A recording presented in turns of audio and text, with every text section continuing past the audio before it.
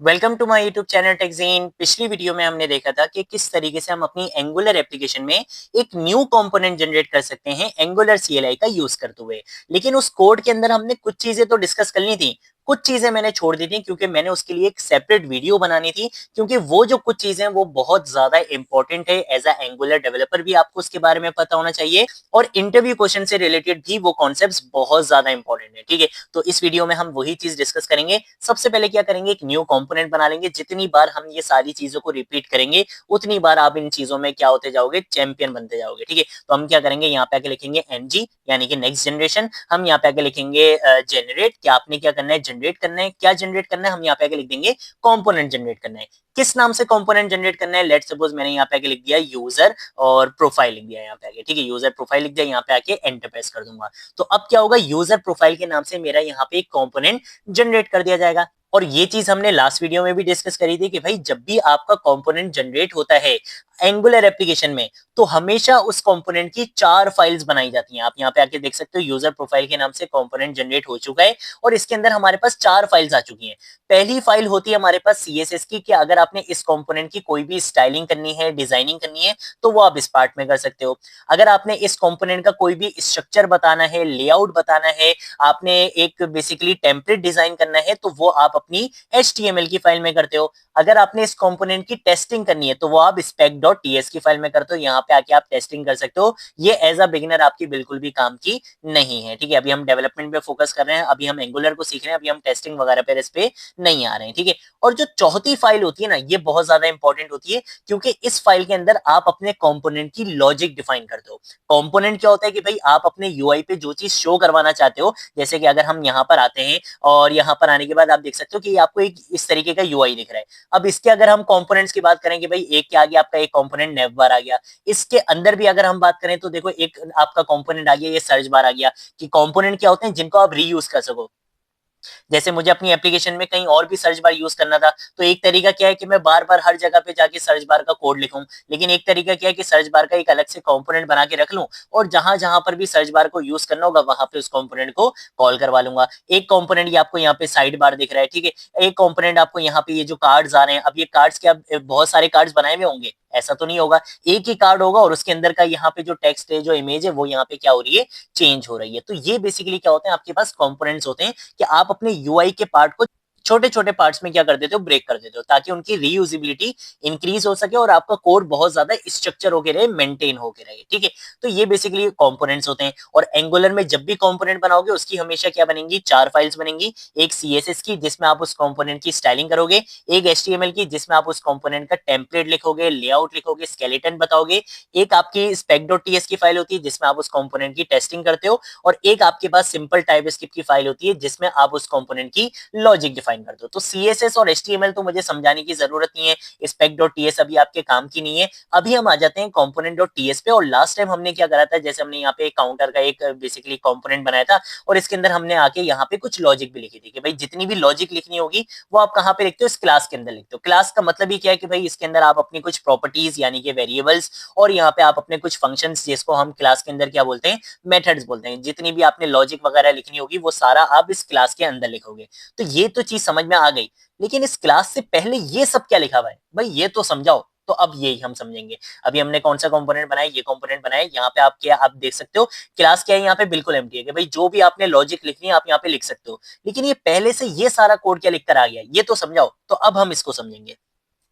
सबसे पहले आ जाते हैं इस इंपोर्ट स्टेटमेंट में। ये क्या कर रही है, बेसिकली कंपोनेंट के नाम से हमारे पास एक डेकोरेटर होता है एंगुलर में, ये उसको क्या करवा रही है, इंपोर्ट करवा रही है। और ये कंपोनेंट वाला डेकोरेटर होता कहां पर है, आप देख सकते हो कंपोनेंट डेकोरेटर लिखा हुआ है यहाँ पे। ठीक है, तो ये कंपोनेंट क्या है, एक टाइप का डेकोरेटर है। अभी डेकोरेटर क्या होता है इसको भी डिस्कस करेंगे। कहां से इसको इंपोर्ट करवाए, एंगुलर कोर के नाम से हमारे पास एक पैकेज होता है, एक लाइब्रेरी होती है, वहां से हमने इसको क्या करा है, इंपोर्ट करवाया। अब मैंने बोला कि भाई ये कंपोनेंट कोई सिंपल फंक्शन नहीं है बल्कि ये डेकोरेटर फंक्शन है। डेकोरेटर फंक्शन का मतलब ये होता है कि ये कंपोनेंट का जो फंक्शन है ये एंगुलर को बता रहा है कि भाई ये जो क्लास है ना, ये कोई सिंपल क्लास नहीं है बल्कि ये एक कंपोनेंट वाली क्लास है, यानी कि इसके अंदर किसी कंपोनेंट की लॉजिक लिखी जा रही होगी। इसको एक कंपोनेंट वाली क्लास कौन बना रही है, ये डेकोरेटर बना रहा है। अगर आप इसको हटा दोगे तो ये एज अ कंपोनेंट वाली क्लास ट्रीट नहीं की जाएगी। ठीक है, तो ये चीज बस आपने समझनी है कि इस क्लास को कंपोनेंट कौन बना रहा है, ये कंपोनेंट वाला डेकोरेटर बना रहा है। और ये कंपोनेंट वाला डेकोरेटर बेसिकली होता क्या है, एक स्पेशल फंक्शन होता है जिसमें आप अपने कंपोनेंट का मेटा डेटा डिफाइन करते हो। आप देख सकते हो कि ये तो फंक्शन है, लेकिन उसके बाद हमने कर्ली ब्रेसेस लगा के यहाँ पे कुछ की वैल्यू पेयर्स में मेटा डेटा डिफाइन करा हुआ है। अब मेटा डेटा क्या होता है कि भाई इस कंपोनेंट का स्पेशल डेटा, जैसे कि सिलेक्टर यहाँ पे बताया हुआ है कि भाई जब आपने इस कंपोनेंट को कॉल करवाना होगा तो आप किस टैग के नाम से करवाओगे, app dash user dash profile के नाम से करवाओगे। तो पहली चीज तो ये हो गई कि भाई इस कंपोनेंट को जब आप कॉल करवाओगे तो किस नाम से करवाओगे, इस टैग के नाम से करवाओगे। उसके बाद एक ये लाइन लिखी हुई है, स्टैंड अलोन ट्रू। ये बहुत इंपॉर्टेंट कॉन्सेप्ट है, ये आपसे इंटरव्यूज में भी पूछा जा सकता है और ये कॉन्सेप्ट बहुत इंपॉर्टेंट है। अब इस चीज को समझो, स्टैंड अलोन कंपोनेंट्स बेसिकली ऐसे कंपोनेंट्स होते हैं जो किसी मॉड्यूल से लिंक्ड नहीं होते हैं, यानी कि आप ये कह सकते हो कि इनका किसी मॉड्यूल से लेना देना नहीं होता है, ये बिल्कुल अलोन होते हैं, ये बिल्कुल इंडिविजुअल होते हैं, सेपरेट होते हैं, इनका किसी मॉड्यूल से लेना देना नहीं होता। अब हम आते हैं थोड़ा सा जरा एंगुलर की हिस्ट्री पे।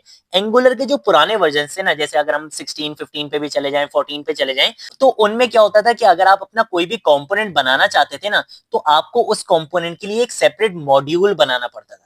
अब मॉड्यूल क्या होता है, मॉड्यूल को डिस्कस कर लेते हैं। मॉड्यूल बेसिकली एक ऐसा तरीका होता था, या आप कह सकते हो कि एक ऐसा ग्रुप होता था जिसके अंदर आप अपने मल्टीपल कंपोनेंट्स को, मल्टीपल डायरेक्टिव्स को, अभी हम आगे जाके डिस्कस करेंगे कि डायरेक्टिव्स क्या होते हैं, पाइप्स क्या होते हैं, सर्विसेज क्या होती हैं एंगुलर में, ये सारे कॉन्सेप्ट्स हम आगे जाके डिस्कस करेंगे। तो मॉड्यूल हम किसे बोलते थे कि भाई एक मॉड्यूल आप उसको बोलते थे कि जैसे उसके अंदर बहुत सारे कंपोनेंट्स भी आ जाएंगे, उसके अंदर बहुत सारे डायरेक्टिव्स भी आ जाएंगे, उसके अंदर बहुत सारे पाइप्स भी आ जाएंगे और उसके अंदर बहुत सारे सर्विसेज भी आ जाएंगे। उस कलेक्शन को, उस ग्रुप को बेसिकली हम क्या बोलते थे, मॉड्यूल बोलते थे। तो जब भी आपने कोई भी कंपोनेंट बनाना होता था ना एंगुलर के पुराने वर्जन्स में, तो उसको आपने किसी मॉड्यूल के अंदर बनाना पड़ता था। अब वो चीज चेंज क्यों हो गई, अब आप यहाँ पे देख सकते हो हमारे पास यहाँ पे मॉड्यूल के नाम से कोई एक फाइल नहीं आ रही है। अगर आप यूट्यूब पे जाके कोई पुराने ट्यूटोरियल देखोगे तो उसमें आप देखोगे app.module.ts के नाम से एक फाइल आ रही होगी। कोई भी कंपोनेंट बनाओगे तो उसको भी आपने किसी मॉड्यूल के अंदर बनाना पड़ेगा, इस तरीके से काम करना पड़ता था। लेकिन फिर एंगुलर ने क्या करा, मॉड्यूल के कॉन्सेप्ट को हटाकर अब ये बोलता है कि भाई आप जो भी कंपोनेंट बनाओगे वो क्या होंगे, स्टैंड अलोन कंपोनेंट होंगे, यानी कि वो किसी मॉड्यूल के चक्कर में नहीं पड़ेंगे, वो बिल्कुल अलोन होंगे, आप उनको इजीली क्या कर सकते हो, रीयूज कर सकते हो। अब ऐसा करा क्यों एंगुलर ने, ये बहुत इंपॉर्टेंट इंटरव्यू क्वेश्चन है, ये अक्सर इंटरव्यूज में आपसे पूछा भी जा सकता है कि भाई ठीक है एंगुलर ने अपने आप को शिफ्ट कर लिया, वो मॉड्यूल से उन्होंने हटाकर वो अपने आप को लेकर आ गए स्टैंड अलोन कंपोनेंट्स पे। लेकिन इसका रीजन क्या था, रीजन ये था कि आपके जो मॉड्यूल वाले कंपोनेंट्स होते थे ना, उनकी वजह से आपकी एप्लीकेशन की परफॉर्मेंस काफी स्लो हो जाती थी। उसका रीजन ये था कि लेट सपोज जैसे मैंने एक कंपोनेंट बनाया हुआ है, मैं काम कर रहा था जैसे यूजर डैशबोर्ड पे, ठीक है, मैं यूजर डैशबोर्ड पे काम कर रहा था। अब उस यूजर डैशबोर्ड वाले मॉड्यूल के अंदर बहुत सारे पाइप्स भी हैं, बहुत सारी सर्विसेज हैं, बहुत सारे डायरेक्टिव्स हैं, और समझ लो कि 14 15 जो है वो हमारे पास उसमें कंपोनेंट्स भी हैं। अब उसमें से मुझे सिर्फ एक कंपोनेंट को लोड करवाना था, जैसे कि लेट सपोज उसमें से एक कंपोनेंट था, सर्च वाला कोई कंपोनेंट था या कोई कार्ड्स का कंपोनेंट था, मुझे सिर्फ उसको लोड करवाना था अपने यूआई पे।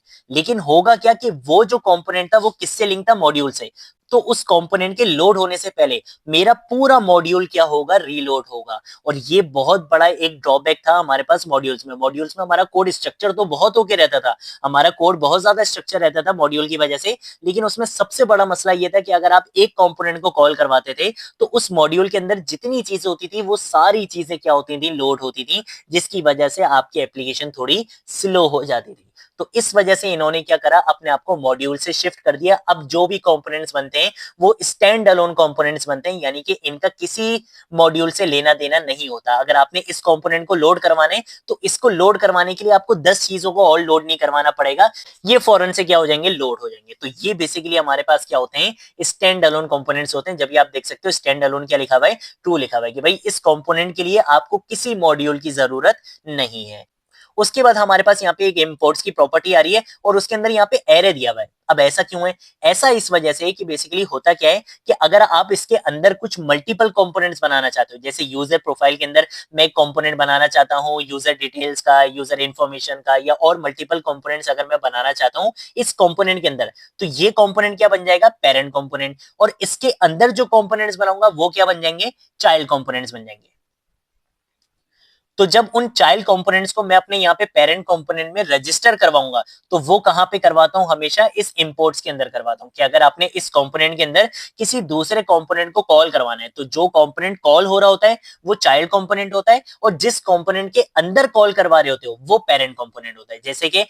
जैसे कि लास्ट टाइम हमने क्या करा था, मैं यहाँ पर आता हूँ app.component.ts पे, यहाँ पे हमने क्या करा था, ये हमारा रूट कंपोनेंट था, ऐसा ही है। लेकिन इसके अंदर हमने क्या करा था, अपने काउंटर वाले कंपोनेंट को कॉल करवाया था, ऐसा ही हुआ था। तो ये आपका ऐप कंपोनेंट क्या था, आपका पेरेंट कंपोनेंट था, और काउंटर वाला क्या था, आपका चाइल्ड कंपोनेंट था। तो देखो हमने काउंटर वाले कंपोनेंट को यहाँ पे इंपोर्ट करवाया था, कि जो भी इसके चाइल्ड कंपोनेंट्स होंगे ना, उनको हम यहाँ पे इस इंपोर्ट्स के अंदर डिफाइन कर देते हैं, ठीक है। तो ये चीज भी आपको पता होनी चाहिए। इस पर भी हम आ गए, हमने सिलेक्टर भी डिफाइन कर लिया, हमने स्टैंड अलोन को भी देख लिया, हमने इंपोर्ट्स को भी देख लिया। अब आ जाते हैं टेम्पलेट यूआरएल पे। टेम्पलेट यूआरएल का सिंपल मतलब ये कि भाई इस फाइल में तो आप लॉजिक लिख रहे हो, लेकिन किस टेम्पलेट की लॉजिक लिख रहे हो, किस स्केलेटन की, किस लेआउट की लॉजिक लिख रहे हो। यानी कि सिंपल ये बोल रहा है कि भाई जिस कंपोनेंट की आप यहाँ पे लॉजिक लिख रहे हो, उस कंपोनेंट की एचटीएमएल की फाइल का मुझे यूआरएल बता दो। तो हमने यहाँ पे अपनी एचटीएमएल की फाइल का यूआरएल डिफाइन करा हुआ है, जो कि हमें खुद से करने की जरूरत नहीं पड़ती, एंगुलर आपको खुद बना के दे देता है। सेम ऐसे ये बोलता है कि भाई जिस कंपोनेंट की लॉजिक यहाँ पे लिख रहे हो, उसकी स्टाइल फाइल कौन सी है, यानी कि उसकी सीएसएस की फाइल कौन सी है, उसका लिंक यहाँ पे खुद ही यहाँ पर आया हुआ, ठीक है। तो ये बेसिकली हमारे पास ये एक सिंपल सा कोड होता है हमारे कंपोनेंट्स का। तो अब आपको इसमें सारी चीजें यहाँ पे समझ में बहुत अच्छे से आ चुकी हैं। अब हम इसको टेस्ट भी कर लेते हैं। मैं जरा यहाँ पर आता हूँ, यहाँ पे आके हमने ये पैराग्राफ, चलो ये पैराग्राफ रहने देते हैं, ठीक है। मैं सिंपल क्या करूंगा, app.component.html में आऊंगा, और यहाँ पर आकर मुझे क्या करना है, अपने उस कंपोनेंट को कॉल करवाना है। तो इसका यहाँ पे सिलेक्टर क्या था, app-user-profile के नाम से। तो हम यहाँ पर आएंगे, और यहाँ पर आने के बाद मैं इसके अंदर यहाँ पे बोल दूंगा कि भाई आपने क्या करना है, ऐप डैश यूजर, और इसको हम यहाँ पे कंट्रोल स्पेस प्रेस करते हैं ताकि ये हमें यहाँ पे सजेशन दे दे। और यहाँ पे आके मैं बोल दूंगा app dash user dash profile, ये वाला जो बेसिकली कंपोनेंट है, इसको आप क्या करो, कॉल करवा लो। यहाँ पे इसको क्या करूंगा, सेव करूंगा, और app.component.ts के अंदर आकर देखो ये अपने आप यहाँ पे क्या हो चुका है, इंपोर्ट हो चुका है, ठीक है। इसने बोला कि भाई अब ये जो यूजर प्रोफाइल कंपोनेंट है, ये भी क्या है, इसका चाइल्ड है, ऐसा ही है, क्योंकि ये हमारा पेरेंट कंपोनेंट है, इसके अंदर मैं क्या करवा रहा हूँ, किसी दूसरे कंपोनेंट को कॉल करवा रहा हूँ। तो ये इसका क्या बन चुका है, चाइल्ड बन चुका है, जब इसके इंपोर्ट्स में मैंने यहाँ पे इसका नाम डिफाइन कर दिया। इसको भी क्या कर लेंगे, कंट्रोल एस से सेव कर लेंगे। यहाँ पर आएंगे, यहाँ पर आने के बाद npm start के कमांड से अपनी एप्लीकेशन को रन कर देंगे। अब अगर मेरे पास कोई एरर नहीं आता है, और वहां पे जो हमने एक सिंपल पैराग्राफ टैग लिखा हुआ था, अगर मेरे पास वो शो हो जाता है, तो इसका मतलब है कि भाई हमारा कंपोनेंट भी अच्छे से बन गया, और हमने जो काम करा था वो सारा काम भी आपका अच्छे से यहाँ पर हो चुका है, ठीक है। तो ये बेसिकली हमारे पास क्या होता है, कोड होता है। इसको मैंने सेपरेट वीडियो में इसी वजह से डिफाइन करा है कि ये जो बेसिकली आपके पास कॉन्सेप्ट है ना, कि डेकोरेटर क्या होता है, मॉड्यूल क्या होता है, मॉड्यूल से हम स्टैंड अलोन कंपोनेंट पे क्यों आए हैं,